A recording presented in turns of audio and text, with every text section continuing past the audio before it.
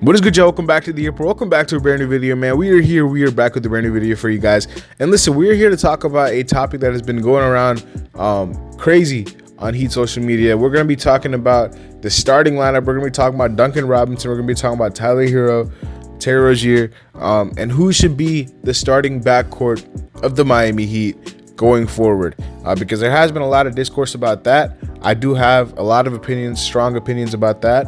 So make sure you guys stick around to the end of the video. Leave a like, subscribe if you guys are new, comment down below your thoughts, questions, comments, reactions, any of that stuff. Leave that in the comment section below, and let's get right into it. So obviously we got to talk about Duncan Robinson, Tyler Hero, Terry Rozier, the whole starting lineup. Not dilemma, but the whole question that Spoelstra has in front of him. First of all, I do want to start off by praising Duncan Robinson immensely, man, because he's been really, really good the whole season. I mean, you could argue, and I would probably say this myself, the whole year, if you're talking about impact on the team, he's probably been top three. You know, behind Jimmy and Bam, like it's probably been him. I don't think there's another player who's impacted the team as much as he has, besides the two at the top.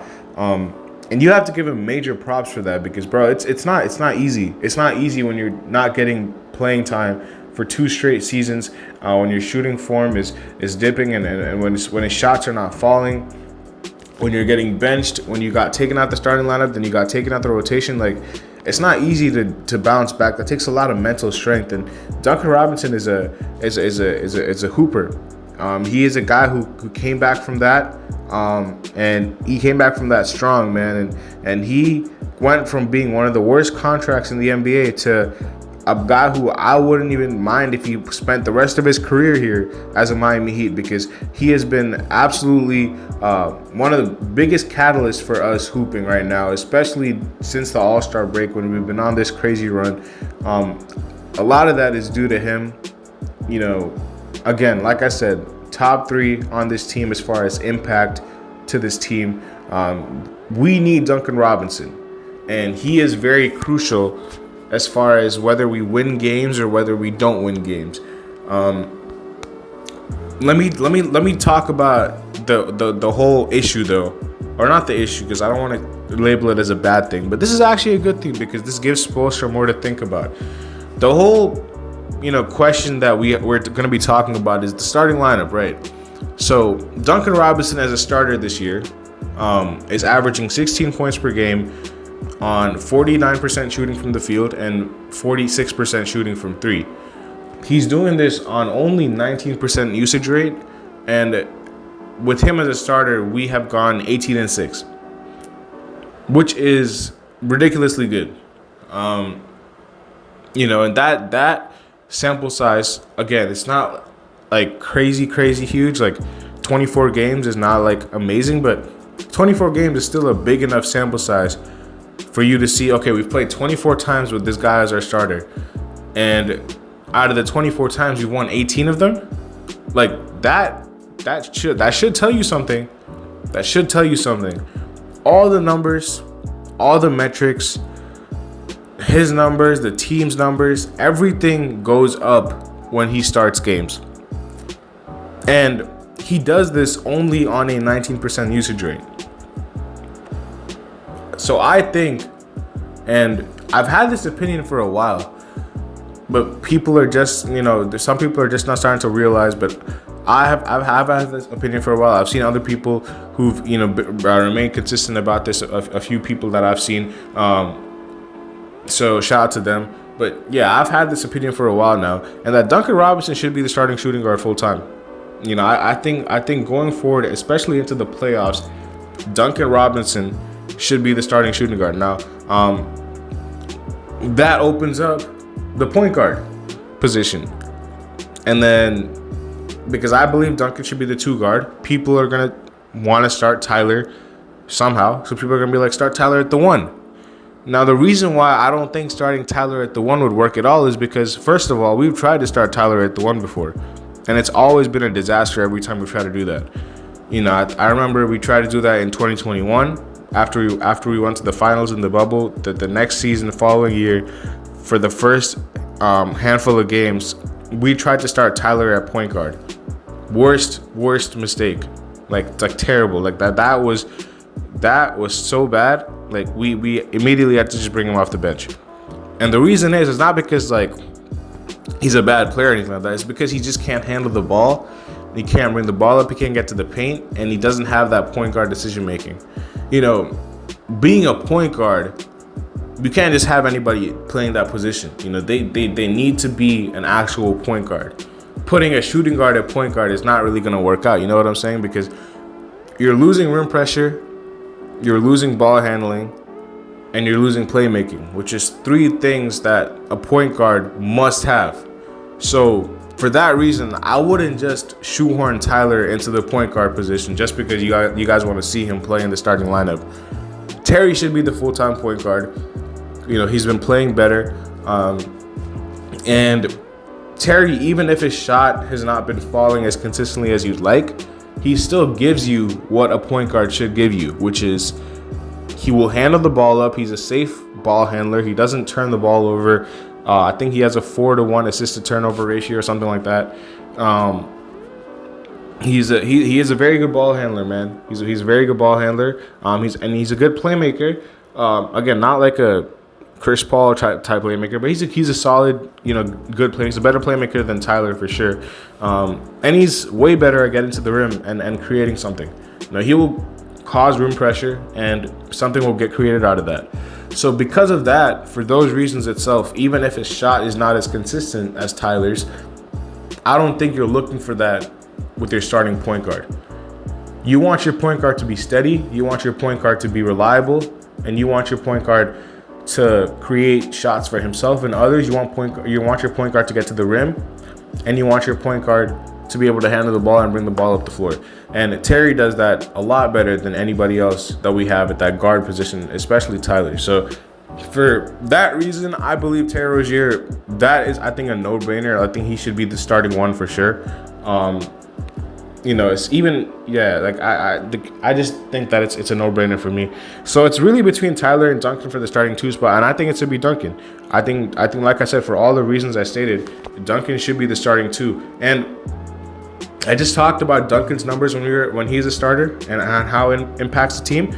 Let's look at Tyler. When Tyler starts, we're 19-17. He averages 21 on 43% shooting and 39% from three. And his usage rate is 28. So comparing that to Duncan averages 16 on 49% shooting and 46% from three. Tyler averages 20 on 44% shooting or 43% shooting and 39% from three. Duncan's usage rate is only 19. Tyler's usage rate is 28. So that's the tail of the tape.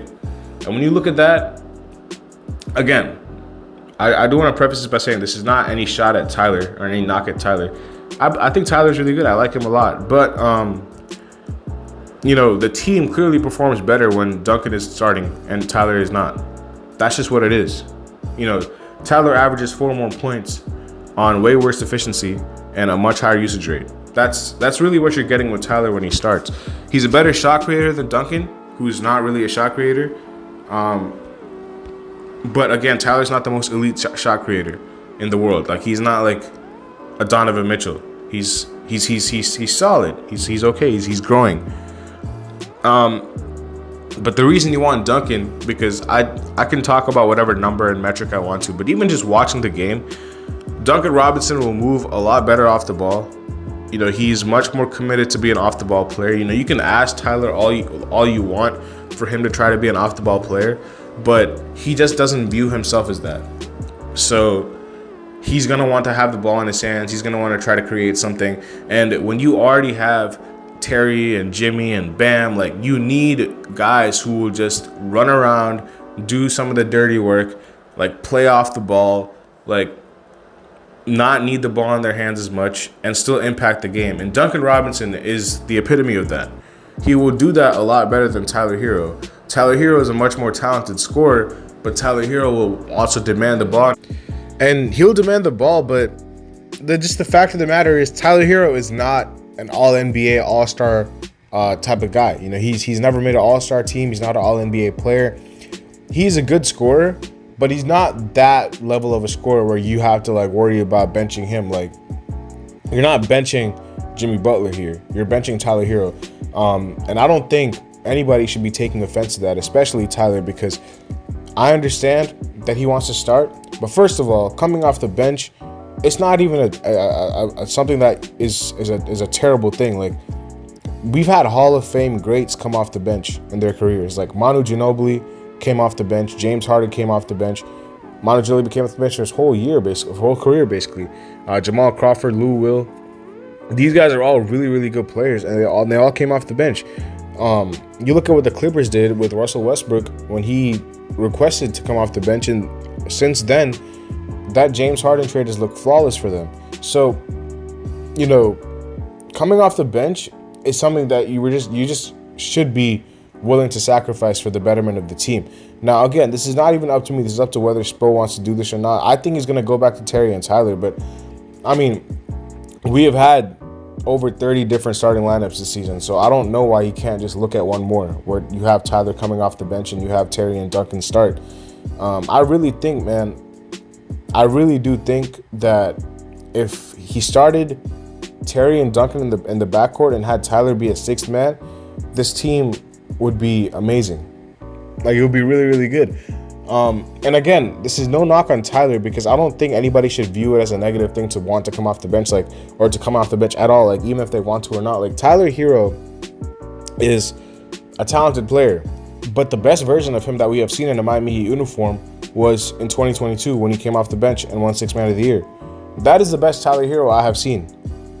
It's not this year, it's not 2021, it's not 2020. Like, 2022 Tyler Hero, when he won Sixth Man of the Year, and unfortunately he got injured in the playoffs, but in the regular season, that was the best Tyler I have seen, because he just came in, he didn't care about anything. He got his shots, he was able to run the offense off the bench, and he just put up shots, man, and he was able to get 20 points per game on efficiency.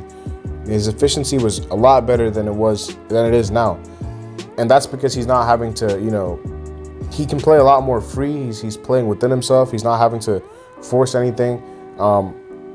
It just comes a lot more natural to him, in my opinion, when he comes off the bench. And not even about him, the team plays better when Duncan starts anyway. So what are we doing?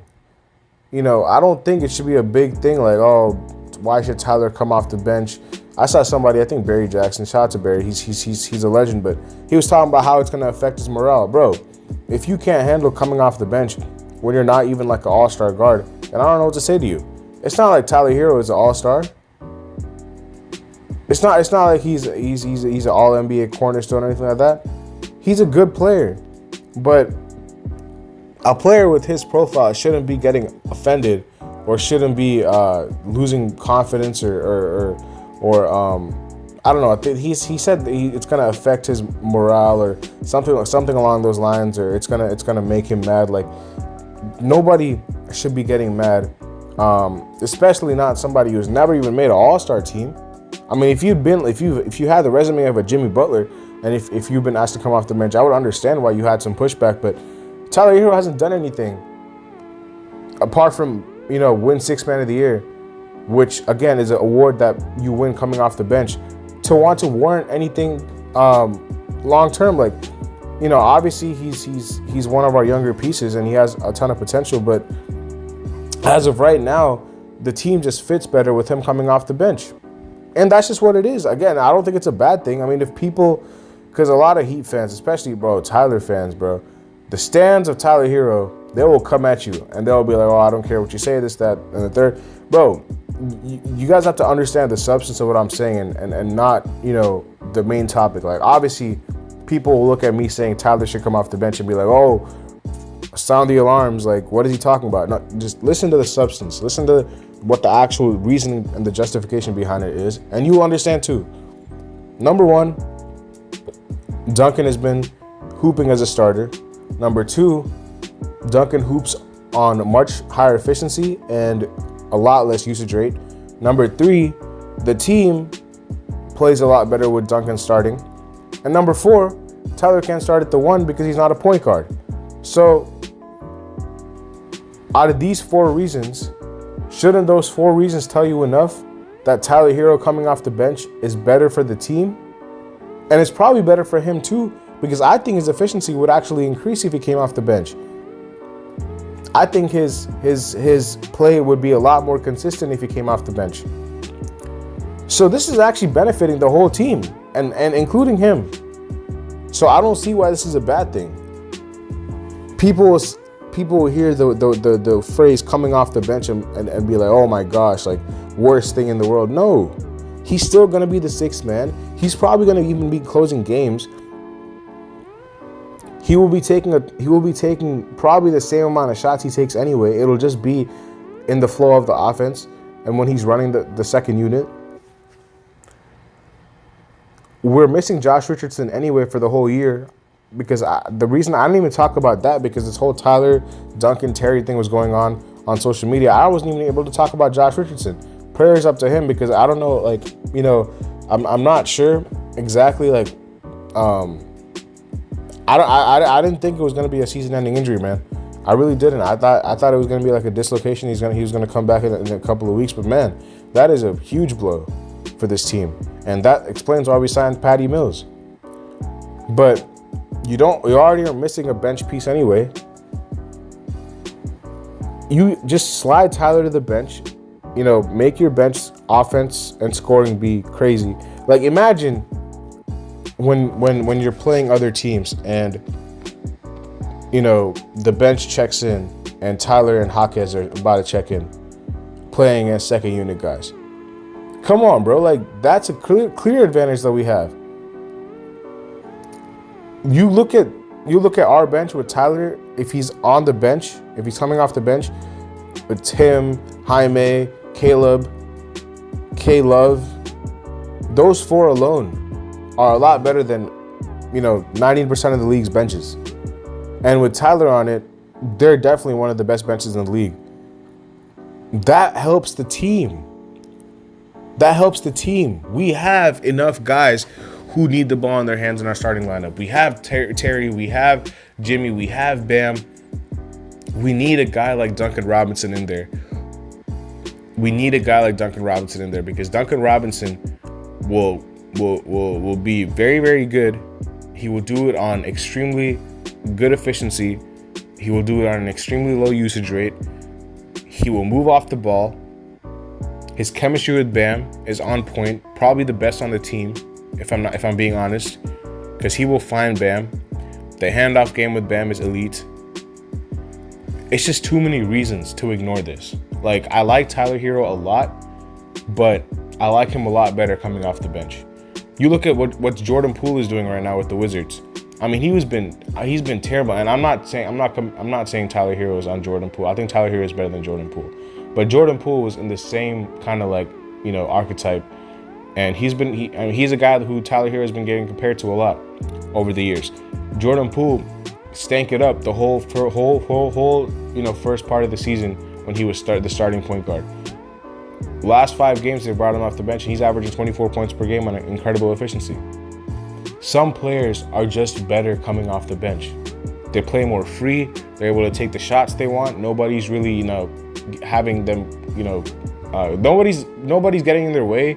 Like, players like this, like Tyler, who likes to take shots, like, when you have to share the ball and when you're not really an off the ball player, like, which I think if he commits to being an off the ball player long term, then I have no issue with him starting, but he's not, because we all know he's a talented scorer, and I don't want him to be, you know, exclusively like a Joe Harris, Duncan Robinson type player. Like, I want him to be, you know, more than that, because I know he's more talented than that. He's obviously a more talented basketball player than Duncan Robinson. Nobody's arguing that, but the whole point is that the team fits better with Duncan Robinson as a starter and with Tyler Hero coming off the bench. And that's where I'm gonna leave it at, man. I'm not gonna waste too much time